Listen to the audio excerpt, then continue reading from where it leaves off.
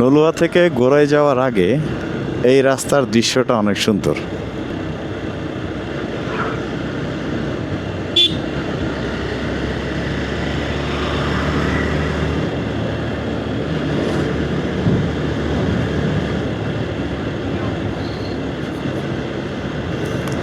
আমাদের টাঙ্গাইল জেলার একটা বিশেষ বৈশিষ্ট্য হলো যে আপনি নদীও পাবেন, পাহাড়ও পাবেন, গজারি বন, যার কারণেই আমাদের জেলাটা এত সমৃদ্ধ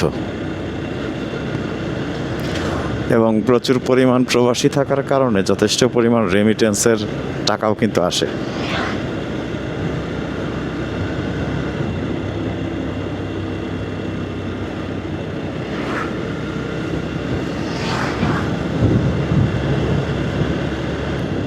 এই এলাকাতে প্রচুর পরিমাণ ফার্নিচার তৈরি করা হয়, আকাশমণি কাঠের ফার্নিচার। আকাশমণি কাঠের দাম কম থাকার কারণে এই এলাকা ফার্নিচারের জন্য বেশ পরিচিত।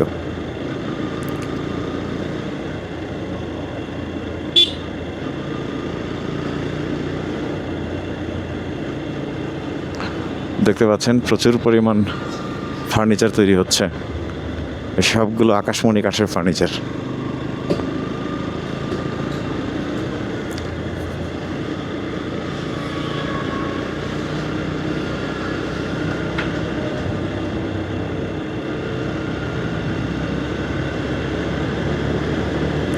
আসলে ট্রাভেলিংয়ের মতো মজা আমার মনে হয় না। যে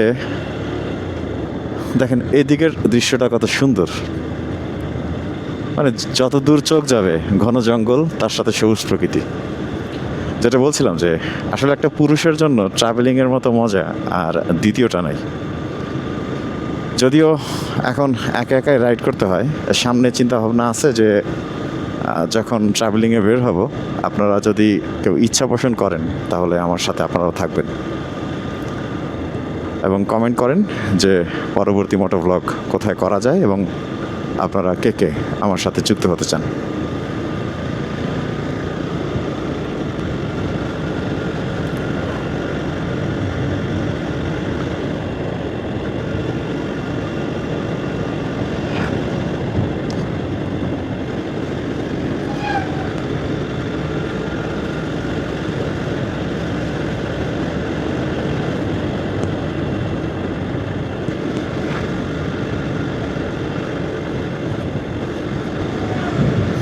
হয়তো অনেক দিন পর এই অঞ্চলের ভিডিও দেখছেন আপনারা, হয়তো টাঙ্গাইল থেকে, হয়তো টাঙ্গাইল জেলার বাইরে থেকে, অথবা সেই দূর প্রবাস থেকে।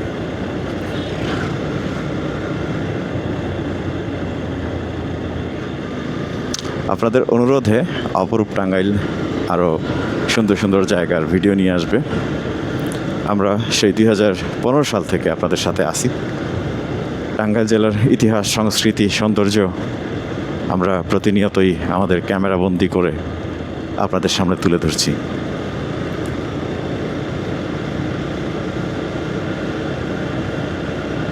দেখেন দুই পাশে ঘন জঙ্গল, মাঝখান দিয়ে কত সুন্দর একটা রাস্তা। আপনি অনেকটা রাঙ্গামাটি খাগড়াছড়ির যে একটা ফিল আছে, সেই রাঙ্গামাটি খাগড়াছড়ির একটা ফিল কিন্তু পেয়ে যাবেন।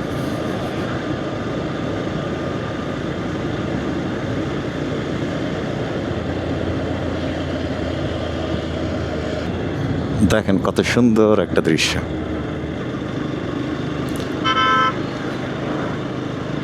আমরা অলরেডি কিন্তু চলে এসেছি গোরাই ব্রিজের এখানে। তো এখানে কিছুটা সময় পার করার পরে আবার ব্যাক করব।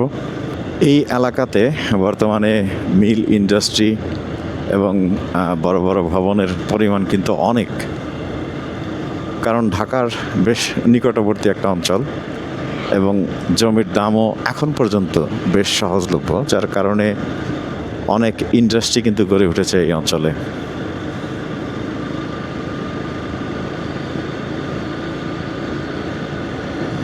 এখন এটা একটা ইন্ডাস্ট্রিয়াল এলাকা, যেটা বেশ কিছু বছর আগেও কিন্তু এতটা ছিল না। সময়ের সাথে সাথে এরকম হয়েছে।